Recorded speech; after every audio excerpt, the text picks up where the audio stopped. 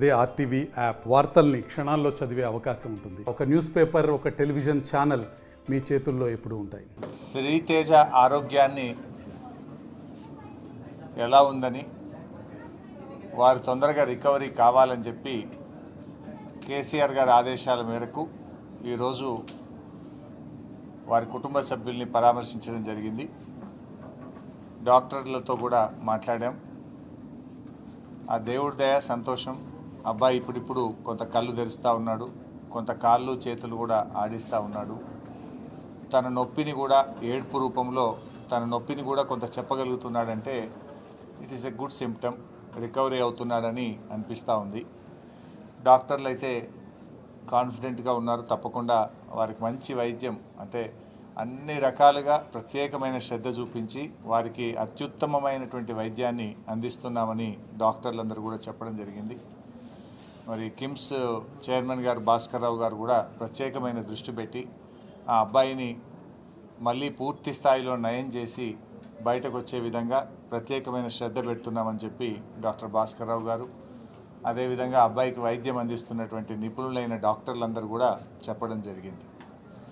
మేము కూడా BRS party తరఫున ఆ భగవంతుడు అబ్బాయిని ఆశీర్వదించాలి, తప్పకుండా అబ్బాయి మళ్ళీ మంచిగా నయమై మరి పూర్వస్థితిలోకి రావాలని చెప్పి మేము ప్రార్థిస్తూ ఉన్నాం.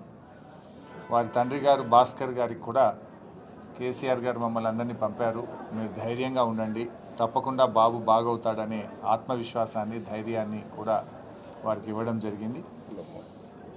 వారి అమ్మగారు రేవతి గారు చనిపోవడం చాలా దురదృష్టకరం. మరి జరిగిన సంఘటన చాలా బాధ కలిగించింది. ఆ తల్లిగారు చనిపోతూ కూడా కుమారుడిని ఎంత గట్టిగా పట్టుకున్నది అనేది మనందరం కూడా టీవీల్లో, పత్రికల్లో చూసాం, వీడియోలు కూడా చూసాం. అంటే తల్లి కొడుకుల అనుబంధం ఎంత గట్టిగా ఉందో, తను ప్రాణాన్ని విడుస్తూ కూడా కుమారుడిని ఎంత బలంగా పట్టుకుందో కూడా మనం చూసాం. సో ఏది ఏమైనా ఈ సంఘటన చాలా దురదృష్టకరం. రేవతి గారి మృతికి ప్రగాఢ సానుభూతిని తెలియజేస్తూ శ్రీతేజ్ తొందరగా బాగై నయం కావాలని ఆ భగవంతుడిని బీఆర్ఎస్ పార్టీ పక్షాన ప్రార్థిస్తాం. సీఎంతో ఫిల్మ్ ఇండస్ట్రీ మీటింగ్ జరిగింది, అంత సెటరేట్ అయిపోయింది. సరే, ఇది రాజకీయాలు మాట్లాడే సందర్భం కాకపోవచ్చు. అందరికీ తెలుసు ఏం జరుగుతుంది అనేది. రాష్ట్ర ప్రజలు గమనిస్తున్నారు, ఫిల్మ్ ఇండస్ట్రీ వాళ్ళు గమనిస్తున్నారు. ఏం జరిగినా రాష్ట్రానికి మంచి జరగాలి, భయభ్రాంతులతో కాదు, ప్రేమ అభిమానాల మధ్య జరగాలి. ఏదైనా రాష్ట్రం మంచి కోసం ఆలోచించాలి అందరూ. బలవంతంగానో భయభ్రాంతుల మధ్య కాకుండా ప్రేమ అభిమానాలతో, మంచితనంతో మంచి జరగాలని కోరుకుంటాం. సరే, ఇప్పుడు ఎందుకంటే మేము వచ్చింది ఆసుపత్రి, ఇక్కడ మేము రాజకీయాలు మాట్లాడడం మాకు అంత సరైన సందర్భం కాదు. We only pray the god, Sritej బాగా కావాలి, తొందరగా బయటకు రావాలని ప్రార్థిస్తాం. Thank you.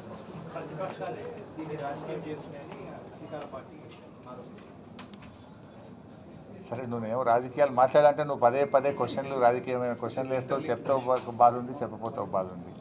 ఇప్పుడు ప్రతిపక్షాలు రాజకీయం చేస్తుందా, ప్రభుత్వం రాజకీయం చేస్తుందా అందరికీ తెలుసు కదా. నేను ఒక మాట సింపుల్గా అడుగుతున్నా భాయ్ సాబ్, 12 రోజుల తర్వాత కదా ముఖ్యమంత్రి స్పందించింది. యాక్సిడెంట్ జరిగిన తర్వాత శ్రీతేజ్ను ప్రభుత్వం ఎందుకు స్పందించలేదు?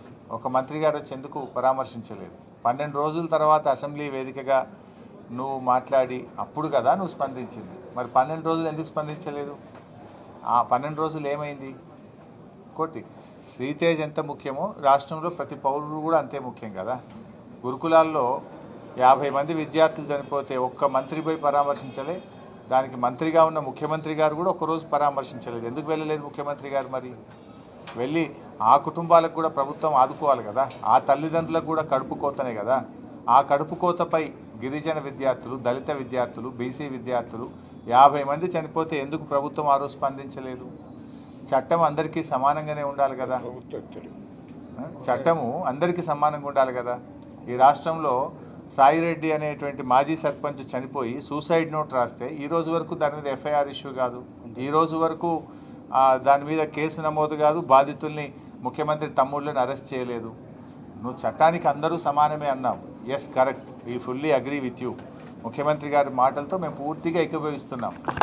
ఎందుకంటే దానికి సినిమా యాక్టర్లో ఇంకోరో ఎవరు కూడా అతీతులు కారు అని ముఖ్యమంత్రి గారు అన్నారు. మరి నీ తమ్ముడు ఎట్లా అతీత అవుతున్నాడు? నీ తమ్ముడు మరి వల్లనే నేను చనిపోతున్నా అని ఒక మాజీ సర్పంచ్ చనిపోతే దాని మీద ఎందుకు కేసు ఈరోజు నమోదు కాదు? ఎందుకు నీ తమ్ముడిని ఈరోజు వరకు అరెస్ట్ చేయరు? ఎందుకు నీ తమ్ముడిని పోలీస్ స్టేషన్ పిలిచి ప్రశ్నించరు? మరి చట్టం నీ తమ్ముడికి నీ కుటుంబానికి చుట్టమైందా అని నేను అడుగుతా ఉన్నా. హౌ ఇట్ ఈస్, ఏ రకంగా కరెక్ట్ ఇది? సో ఇంకా చెప్పాలంటే చాలా విషయాలనే మేము మళ్ళీ మాట్లాడతాం, కానీ ఇది సందర్భం కాదు, ఇది హాస్పిటల్. దయచేసి మీరు కూడా అర్థం. మరిన్ని వీడియోస్ కోసం ఛానల్ ని సబ్స్క్రైబ్ చేయండి, లేటెస్ట్ అప్డేట్స్ కోసం వాట్సాప్ ఛానల్ ని ఫాలో చేయండి అండ్ లింక్ డిస్క్రిప్షన్ లో ఉంది.